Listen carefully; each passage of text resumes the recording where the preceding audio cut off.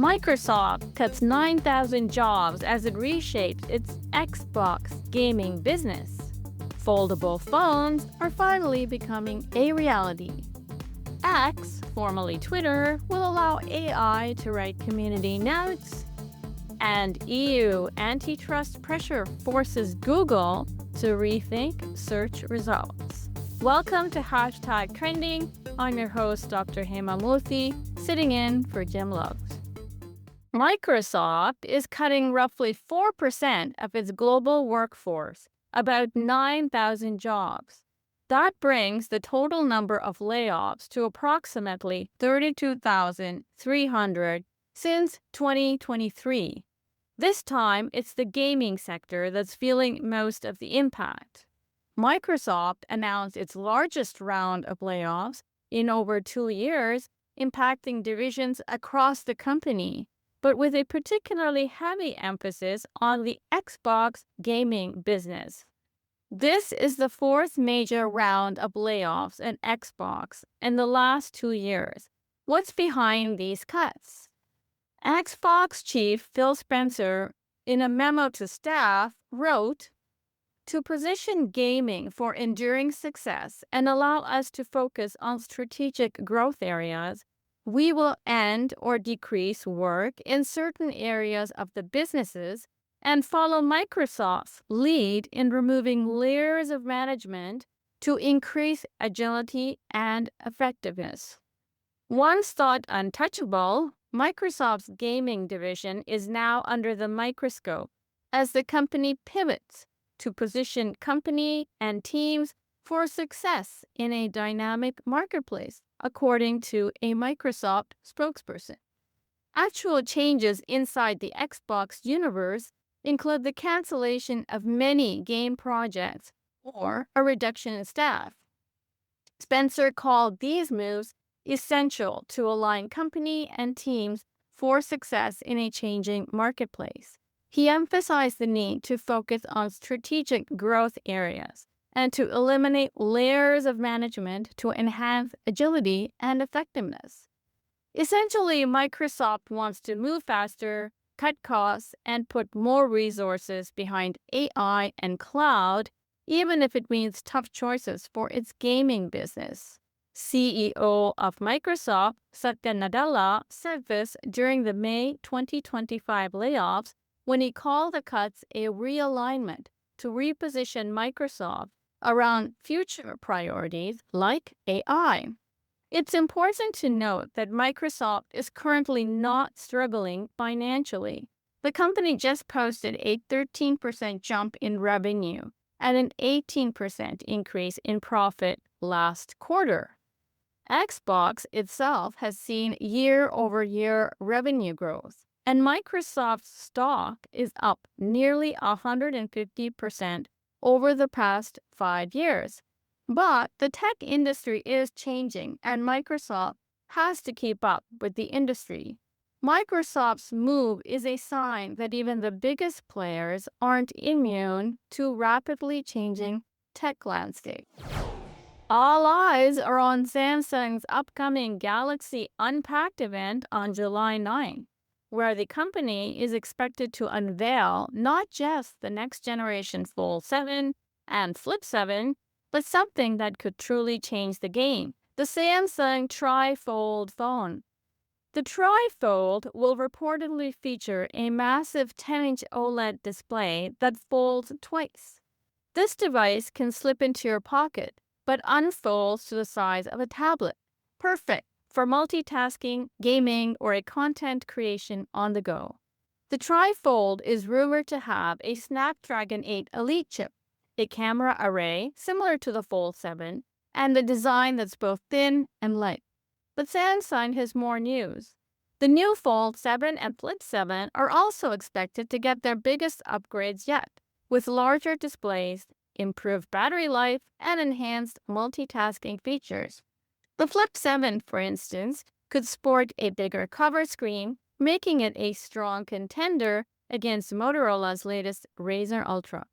Samsung will start production of the Tri-Fold in September with a limited release in South Korea and China later this year. The price is reported to be between 3,000 and 3,500 USD, so it may still be out of reach for most.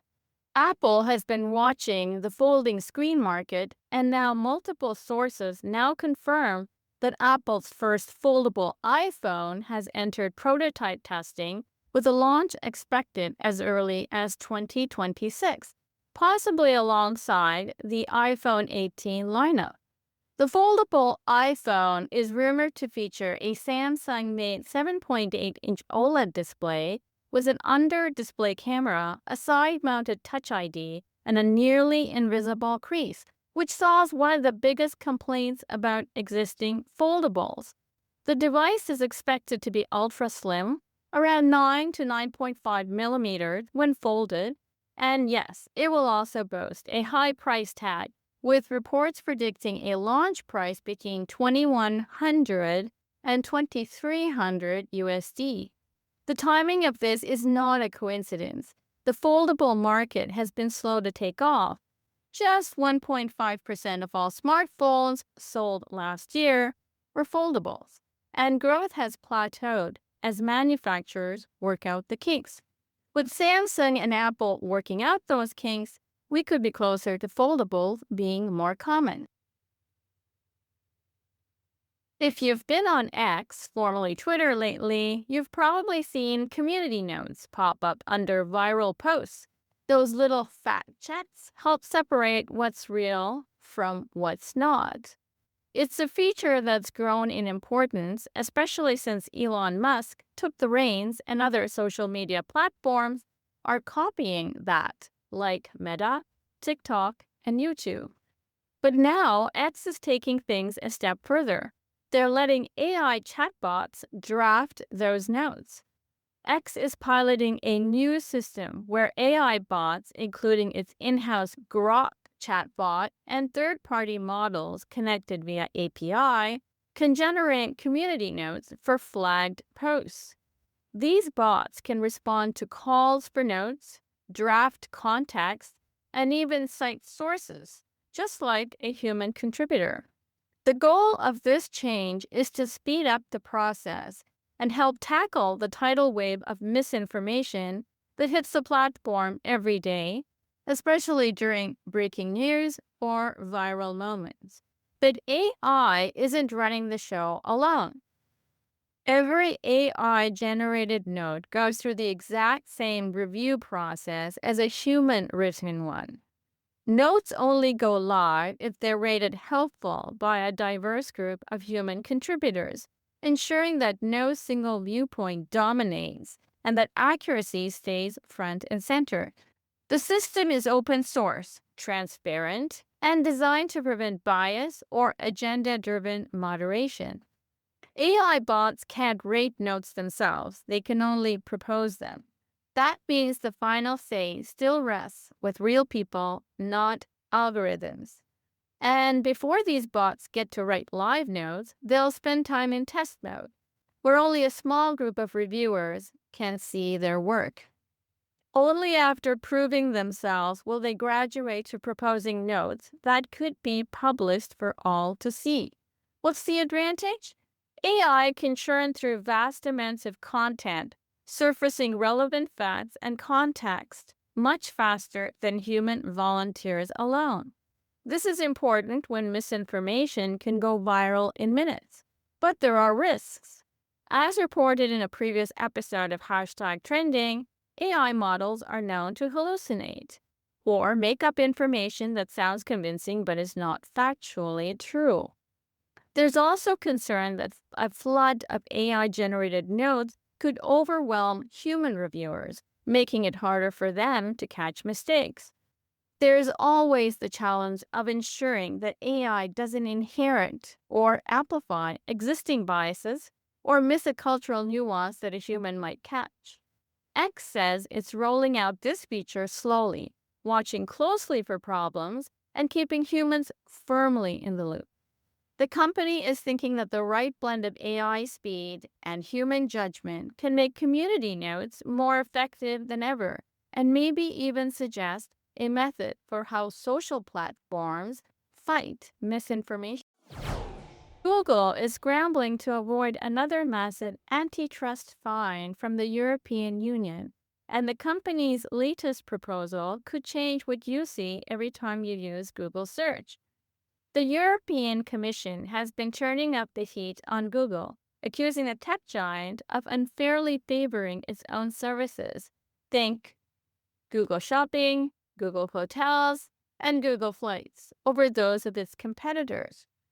In March, the EU formally charged Google under the Digital Markets Act, which is a new set of rules designed to rein in big tech and give smaller players a fighting chance.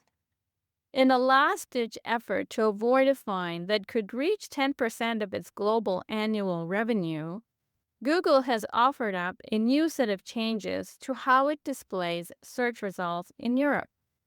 The company's latest proposal would add a new layer to your search experience.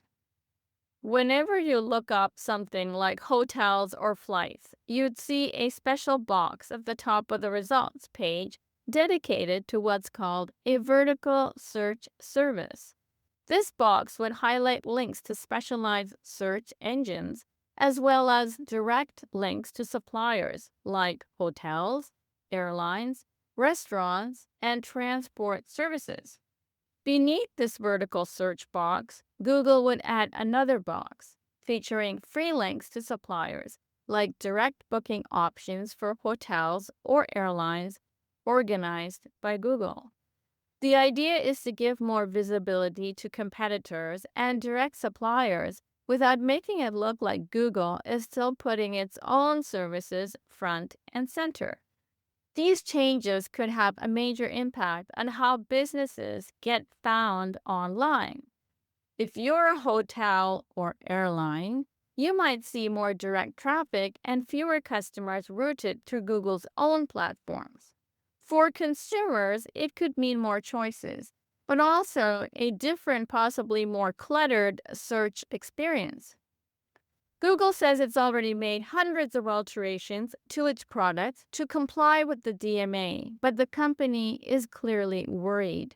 A spokesperson warned that some of these changes could make things worse for European users, citing higher travel costs and a drop in direct bookings for local businesses since the new rules started rolling out. Google's legal team is pushing for clearer guidance from regulators, arguing that the rules are leading to worse online products and experiences for Europeans, and asking critics to provide concrete evidence of both the costs and the benefits. These changes are important for Google. The EU has already hit the company with multi-billion euro fines in previous antitrust cases, and the upcoming workshop in Brussels on July 7th and 8th will be a critical moment. There, Google will meet with competitors and regulators to hash out whether these new proposals go far enough, or if another record-breaking fine is on the way. What's next? If the EU isn't satisfied, Google could be staring down yet another massive penalty, and we could see even more dramatic changes to how search works in Europe, and possibly beyond. That's our show. Let us know what you think at technewsday.com. Just use the Contact Us button on the website. I'm Dr. Hema Murthy. This weekend, we'll have a special episode on AI with Jim interviewing Kush Banerjee, head of Canada's data and AI practice at Accenture. Have a fantastic Friday.